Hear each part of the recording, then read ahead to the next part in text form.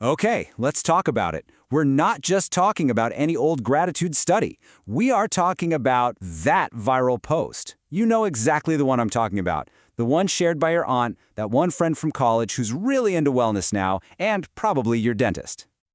Yeah, that one. The one that pops up in your feed promising a Harvard-backed, scientifically proven shortcut to becoming a ray of sunshine. It's kind of like the internet's ultimate get-happy-quick scheme. And honestly, it sounds pretty darn good. And there it is, the holy text of internet pop psychology. It's a masterpiece. It's got all the buzzwords, Harvard, brain scans, rewired. It's simple, it's clean, a brand new brain in just 3 weeks. What could possibly be wrong with that? I mean, seriously, who wouldn't want that? A brain that automatically finds the positive stuff for you? No effort required? Yes, please. Sign me up. It's not just a life hack, it's like a cheat code for a better mood. But, and you knew there was a but coming, didn't you? Anytime you see a story online that's just a little too perfect, a little too neat, tied up with a perfect little scientific bow, you gotta be a little suspicious. Yeah, you heard me. Let me say that again for the people in the back. That beautiful, all-in-one, magical Harvard gratitude study, it's not real. It's a myth. A really inspiring, well-intentioned, super shareable myth, but a myth nonetheless. So what we have here is what I like to call a research Frankenstein. The internet, in its infinite wisdom, took the best parts from 3 completely separate, very real studies and stitched them all together to create this one legendary super study. It's pretty clever, you got to admit. Now, before we unmask the real heroes here, we have to talk about this: neuroplasticity.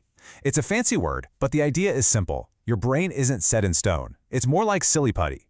Your habits and thoughts can literally reshape it. You really can install new software.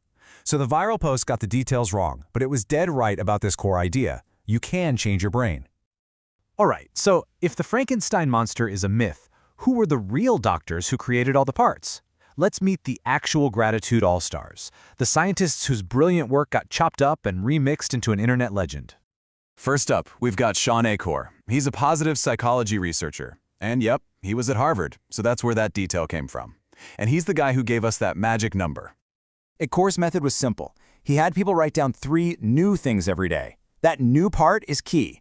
It forces your brain to actively hunt for good stuff. He calls it the Tetris effect. You know how if you play Tetris for hours, you start seeing falling blocks everywhere? It's like that, but for spotting things to be grateful for. And it totally worked. People were more optimistic for months, but notice what's missing? Not a single brain scan in sight. And boom, there it is. This is where that famous 21-day number comes from. This is pure Shawn Achor. It's the habit-forming sweet spot that the internet grabbed for its little mashup.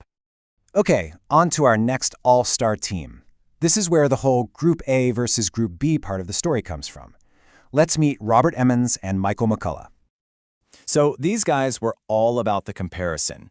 They had one group basically keep a complaint journal, just writing down all their annoyances. Another group just wrote about random events. And then our hero group, writing about things they were grateful for. The result? It wasn't even close. The gratitude group just blew the others out of the water when it came to happiness and optimism. And we are not talking about a small difference. A 25% reported jump in happiness is huge in a study like this. This is the hard evidence that gratitude journaling isn't just fluffy, feel-good nonsense. It literally makes you happier than complaining does. Shocking, I know.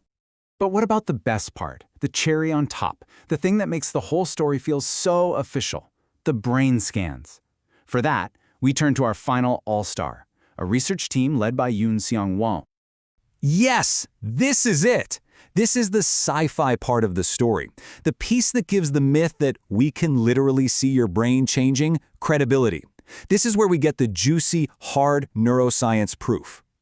So this team used fMRI machines to literally peer inside people's brains before and after a gratitude practice. And what did they see?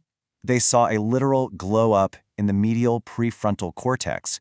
That's a part of your brain that handles good feelings, reward, and social connection. They found real, tangible, measurable proof that gratitude physically alters your brain. And get this, the changes stuck around. The increased sensitivity in these positive brain areas was still there more than 3 months after the experiment ended. Now that is what you call rewiring.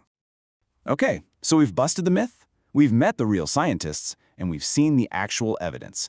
The viral post was a work of fiction, but the science it was based on is very, very real. So what does this all mean for you? And this is the most important thing to take away from all this. Don't throw the baby out with the bathwater. The internet's fan fiction version might be fake, but the core principle is absolutely rock solid. You can, for real, train your brain to see the good in the world. So let's build the real gratitude challenge using Shawn Achor's proven method. For 21 days, that's it. Just write down 3 new, specific things you're grateful for. And specificity is the secret sauce. Not just my cat, but the weird purring sound my cat made when I woke up this morning. That detail is what forces your brain to actually pay attention. It's simple, it's free, and we know it works.